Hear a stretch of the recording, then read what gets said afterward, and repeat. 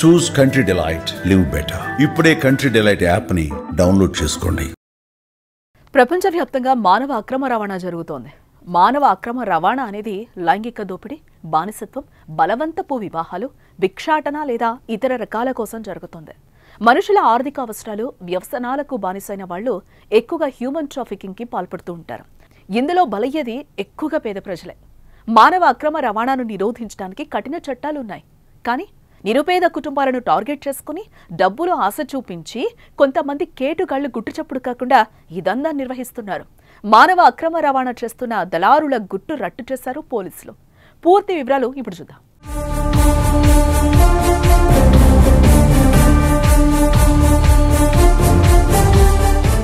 ఆదిలాబాద్ జిల్లాలో అమ్మాయిల అక్రమ రవాణా కలకలం రేపుతోంది. పేదరికంలో మగ్గిపోతున్న కొంతమంది అమాయకులను తమ ఉచ్చులో వేసుకుని మాయమాటలు చెప్పి ఇతర రాష్ట్రాలకు అక్రమ రవాణా చేస్తున్న కేటుగాళ్ల గుట్టు రట్టు చేశారు ఆదిలాబాద్ పోలీసులు. మైనర్ బాలికలను, యువతులను రాజస్థాన్, మధ్యప్రదేశ్ వంటి ఉత్తరాది రాష్ట్రాలకు తరలిస్తున్నారు.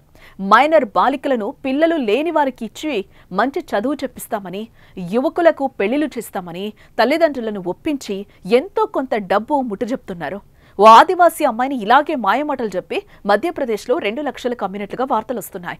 ఆ యువతి ఆధార్ కార్డులో ఫోన్ నెంబర్ మార్చి అప్డేట్ చేయడంతో, అది పోస్ట్లో యువతి ఇంటికి రావడంతో అసలు గుట్టు బయటపడింది. ఈ దందాలో ఓ పోలీస్ కానిస్టేబుల్ పాత్ర ఉందని తెలిసి అతని ఉద్యోగం నుంచి తొలగించినట్లుగా సమాచారం. ఆ బాలికను తీసుకుని కుటుంబ సభ్యులకు అప్పగించారు. మరో యువతిని మధ్యప్రదేశ్లో 1,10,000కు అమ్మినట్లుగా సమాచారం.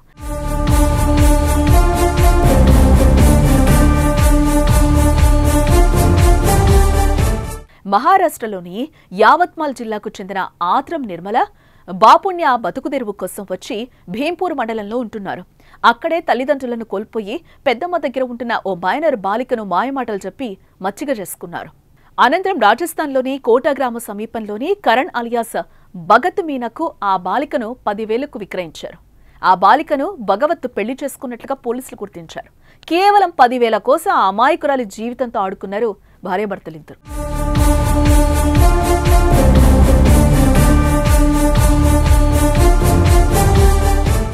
బాలిక ఆచూకీ ఆమె సోదరుడు ఇన్స్టాగ్రామ్ ద్వారా తెలుసుకున్నాడు. తమ ఊర్లో జరిగే పండుగకు సంబంధించిన ఓ పాత వీడియో పోస్ట్ చేశాడు.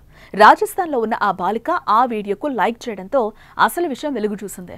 దీనిపై పోలీసులు పోక్సో, మానవ అక్రమ రవాణా కేసులు నమోదు చేసి బాలికను విక్రయించిన భార్యాభర్తలను అరెస్టు చేశారు. ప్రస్తుతం బాలికను పెళ్లి చేసుకున్న రాజస్థాన్కు చెందిన కరణ్ అలియాస్ భగత్ మీనా పరారీలో ఉన్నట్లుగా తెలుస్తోంది.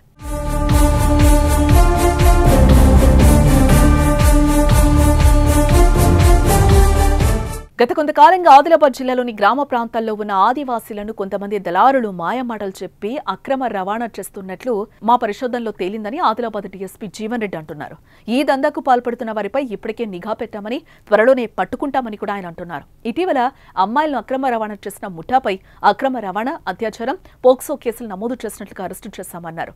గ్రామాల్లో ప్రతిరోజు మీకోసం అనే ప్రోగ్రాం కండక్ట్ చేస్తూ ప్రజల్లో అవగాహన కల్పిస్తున్నామన్నారు.